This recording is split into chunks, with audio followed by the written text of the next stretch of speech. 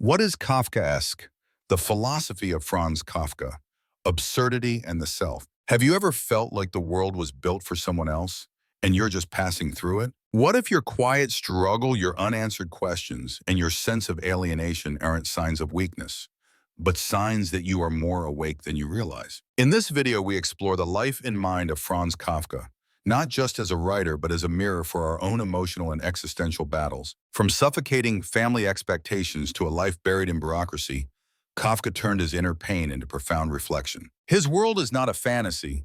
It is a map of our psychological reality. Stay with us as we decode the Kafkaesque, not to escape from the absurd, but to find truth within it. This is not just a story about Kafka. This is a story about you. Let's begin. Kafka and the Kafkaesque style. Franz Kafka is often remembered as a man whose writings opened a door into the unsettling realities of human existence. His name has transcended authorship and become a descriptor of experience itself. When we say something is Kafkaesque, we are not simply referring to a strange story or a dreamlike setting. We are talking about the suffocating sense of being lost in a system we cannot understand, about the quiet horror of a world that seems familiar yet unrecognizably distant. To encounter the Kafkaesque is to be trapped in a maze of absurdity with no clear exit and worse, no explanation. Kafka did not set out to name this phenomenon. He simply wrote what he felt, saw, and feared. That honesty created a mirror where countless readers would later recognize their own silent battles. His writing is not strange for the sake of strangeness. It captures a truth too delicate, too painful, too real to be spoken plainly. Kafka's genius lies in how he bent reality not to escape it,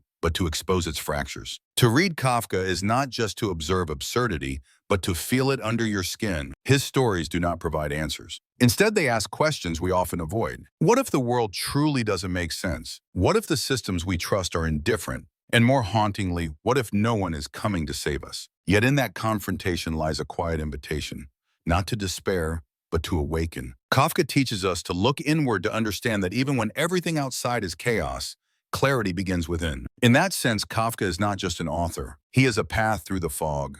A childhood under the shadow of his father. Franz Kafka was born into a world that had already decided who he should be. His father, Hermann Kafka, was a self-made man who had clawed his way out of poverty with force and pride. For him, strength meant survival, control meant respect, and any sign of weakness was seen as failure. From the moment Franz was born, small, frail, and quiet, he was already in conflict with this unspoken family contract. He could never become the image of the man his father wanted. Hermann did not abuse his son with violence, but with domination. His voice filled the room. His expectations were unspoken but heavy, and his disapproval was constant. Kafka the child learned early that his existence was a disappointment, that love was conditional, and that silence was safer than truth. This dynamic shaped not only his personality, but his entire worldview. The theme of oppressive authority of individuals crushed under unseen forces would echo throughout his writing. But what matters most is not just what Kafka endured, but how it made him look inward. He turned pain into observation, fear into insight. His inner life became a refuge in a battlefield. In the shadow of his father, Kafka did not become strong in the way his father wanted, but he developed a different kind of resilience, one that grows not from conquering others, but from surviving oneself. This is not just a story of a strict father and a sensitive son. It is a mirror for anyone who has lived under the weight of expectations they could never meet. Kafka reminds us that the deepest wounds are often invisible, that emotional oppression can leave scars no one sees. And yet it is in facing this shadow that we begin to reclaim our voice. Kafka's life shows us that even when we are not seen, we can still learn to see ourselves. Writing in silence, living under constraint. Kafka's desire to write was not a hobby. It was a necessity, a private rebellion against a life that never felt like his own. While studying law under his father's command, Kafka found his only sense of freedom in language. At night, when the world went quiet, he would write. These moments were not glamorous or fulfilling in any traditional sense. They were filled with self-doubt, exhaustion, and fear of failure. Yet still he returned to the page. His friendship with Max Brod offered a rare light in Kafka's isolated life. Brod believed in his talent, encouraged him to publish, and became a witness to the parts of Kafka that even Kafka could not accept. But despite this, Kafka viewed his writing with shame and anxiety. He saw flaws, not meaning his perfectionism silenced many of his works before they reached the world. He did not write for fame, for success, or even for others. He wrote to survive. That simple act of continuing, of expressing even when no one was listening, holds a deeper truth. Sometimes the most powerful form of self-respect is to protect what makes us feel alive. Kafka's story reminds us that fulfillment is not always visible. The world might not validate what we do, but that does not mean it is meaningless. In a life shaped by external control, Kafka claimed his inner voice through the written word. And through that voice, though often unheard, he built a space of his own. This is not just about a man who wrote. It is about the courage to keep doing what gives life meaning, even in silence, even without approval. Kafka teaches us that the truest form of freedom often begins where the world cannot reach. Loneliness, exhaustion, and a quiet death. After university, Kafka entered the working world, taking a job in an insurance office. The reality of his professional life was far from inspiring. He spent long hours buried in documents, surrounded by the machinery of bureaucracy. His tasks were tedious,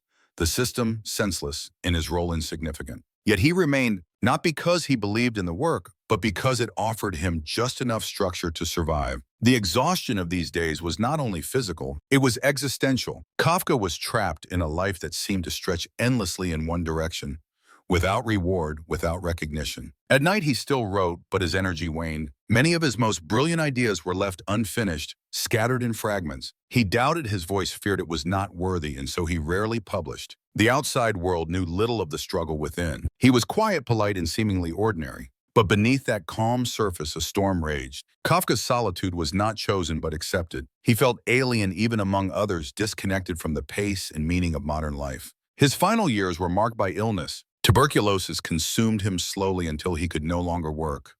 No longer write, barely speak. In 1924, he died at 41, largely unknown, largely unread. There was no celebration, no final tribute. His death mirrored his life, quiet, unnoticed, and misunderstood. Yet even in this silence, Kafka left something behind. A body of work that, though incomplete and doubted, would one day give voice to millions who also feel unseen. His story reminds us that the value of a life is not always measured in noise. That meaning can exist even in the most silent corners. That perhaps it is not the world that must recognize us, but we who must recognize ourselves. A legacy saved from the flames. Before his death, Kafka made a final request to his friend Max Brod. He asked that all of his unpublished writings be burned, never to be seen by anyone. This request was not made lightly. It came from a deep belief that his work was unworthy, broken, or incomplete. Kafka died believing he had failed. But Max Brod refused to follow that wish. He chose instead to preserve the manuscripts, to organize them, and to share them with the world. What followed was a quiet revolution. Kafka's writings, once buried and forgotten, slowly gained recognition. Over the next decade, they would come to define an entirely new way of thinking and storytelling. Kafka's voice, once muted by fear and doubt, began to echo through time. His legacy exists because someone chose not to let it disappear. There is something powerful in that decision. Sometimes we are not the best judges of our own worth. Sometimes the parts of us we are most ashamed of are the very things the world needs. Kafka's story reminds us that even what we consider failures may carry meaning. That impact is not always something we can measure during our lifetime, and that sometimes the right person seeing you for who you are can change everything. Kafkaesque and the absurd world. The term Kafkaesque has entered our language to describe something more than the strange or surreal. It captures a specific emotional state, the feeling of being trapped in a system that is incomprehensible, indifferent, and impossible to escape. In Kafka's stories, the absurd is not simply bizarre. It is structured, slow, and suffocating. Characters are often caught in bureaucratic nightmares where rules are unclear.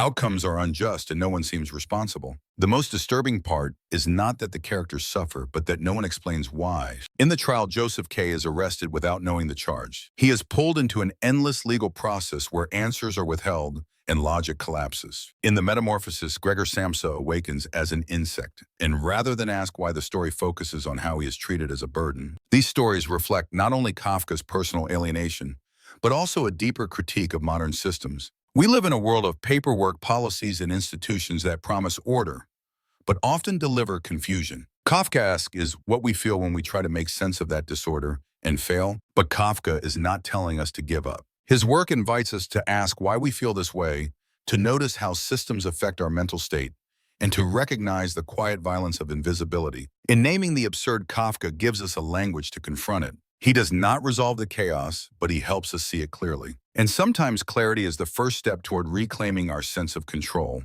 hopeless yet still going. What makes Kafka's characters unforgettable is not just the absurdity they face, but the fact that they keep moving forward despite it. They do not understand the rules, they cannot control the outcome, and often their efforts change nothing. Yet they try. This is the quiet rebellion at the core of Kafka's world. His characters walk into confusion with open eyes. They ask questions even when they know there are no answers. They struggle not because they expect to win, but because giving up would mean losing something deeper. In Kafka's vision, the human spirit persists in the face of futility. It does not always shout or resist loudly. Sometimes it simply stays standing. This silent endurance carries meaning. It reflects a different kind of courage, the kind that continues even when no one sees, when no one rewards, and when the odds do not improve. There is something profoundly human in this persistence. We all know what it means to face problems.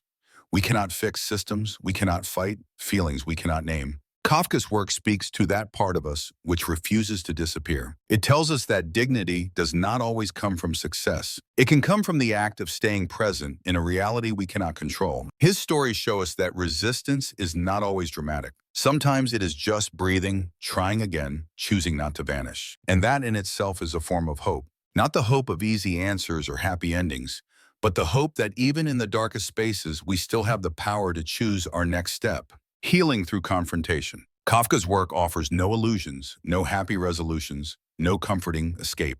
Instead, it presents a raw, unfiltered view of human suffering and confusion. Yet in this honesty lies a unique kind of healing. Kafka does not try to distract us from pain.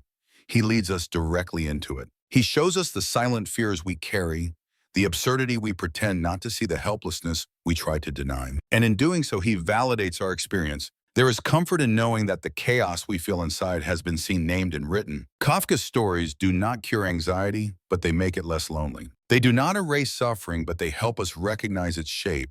This is not healing through forgetting, but healing through understanding. It invites us to stop running from discomfort and to face it with open eyes. Kafka's characters suffer quietly, yet they carry something profound, the willingness to see things as they are, even when it hurts. That is where transformation begins. True growth often starts not in moments of peace, but in the ability to sit with discomfort without turning away. Kafka teaches us that the path to wholeness does not lie in avoiding darkness, but in accepting it as part of our reality. In confronting the absurd, we learn to hold space for our own contradictions. In facing despair, we discover resilience. Kafka reminds us that pain is not the end. It can be a beginning if we are brave enough to let it open us instead of closing us down. Psychology is not just for the mad. There is a common misconception that psychology is only for those who are broken, unstable, or sick. Kafka's life and work quietly challenged this idea. He was not institutionalized, not violent, not lost in delusion. He was thoughtful, self-aware, and deeply sensitive to the hidden layers of existence. His inner turmoil did not make him less human. It made him more reflective, more attuned to the subtle struggles that many people experience but cannot name. Kafka shows us that psychological depth is not a flaw. It is a mirror that reveals what most people overlook. His writings are full of people navigating invisible battles, fear of rejection, the pressure to conform, the weight of silence. These are not signs of madness. They are signs of consciousness. By exploring themes like alienation, guilt, and absurdity, Kafka opens the door to a deeper understanding of the human condition. He helps us realize that mental and emotional complexity is not something to be ashamed of. It is something to be explored, understood, and honored. Psychology is not a tool only for crisis. It is a lens through which we can examine our lives, our choices, and our inner world. Kafka's work invites us to take that lens seriously. It tells us that questioning our thoughts, feeling deeply, and struggling inwardly are all parts of being alive. We do not need to be sick to seek insight. We only need to be honest. Kafka reminds us that the mind is not something to be feared. It is a space to be respected, cared for, and known.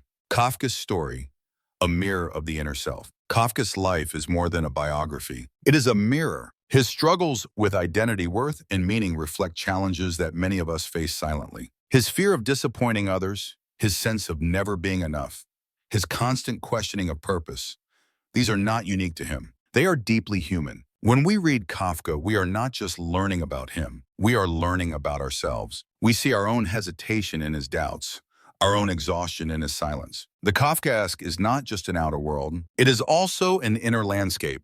a mental maze where we confront our fears, contradictions, and limitations. Kafka's story invites us to pause and ask, who am I beneath the roles I play? Whose expectations am I living for? What part of myself have I silenced? These are not easy questions, but they are necessary. Kafka's legacy is not only in what he wrote, but in what he awakened. He reminds us that behind every anxious thought, every self-judgment, there is a voice waiting to be heard, a voice that belongs to us. By looking at Kafka's story, we are invited to see our own story with greater honesty. This is not about comparison, but connection. His vulnerability gives us permission to be vulnerable too. His search for truth becomes a call to examine our own. Kafka's life shows us that introspection is not weakness. It is the foundation of self-awareness. And from self-awareness comes change, not just in how we live, but in how we see ourselves. Self-control amid the chaos. Kafka lived in a world where much was beyond his control. His job, his family, his health.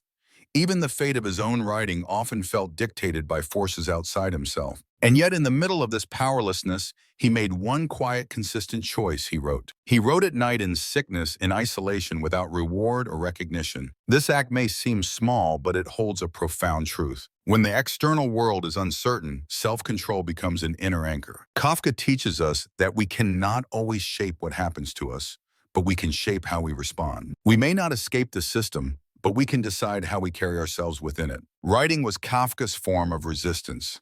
Not loud or public, but private and steady. He showed us that even in restriction, one can carve out a space for honesty. Self-control is not suppression. It is the discipline to remain true to something deeper, even when everything around us pulls us away. In Kafka's case, it was the truth of his inner world. For each of us, it might be a value, a practice, a belief that reminds us who we are. In times of chaos, self-control is not about rigid strength. It is about presence, the decision to remain with yourself when the world becomes unclear. Kafka's example invites us to ask, what do I still choose when nothing around me is certain? What part of me do I protect when everything else demands surrender? The answers to these questions can become the foundation of inner strength. Reading Kafka to better understand ourselves. Kafka's work is not designed to entertain or offer comfort. It is not meant to give us escape, but to draw us inward. His stories do not tell us what to think, but they make us feel something unmistakable. They hold up a mirror to the quiet dread, the constant tension, and the lingering questions that often follow us through life.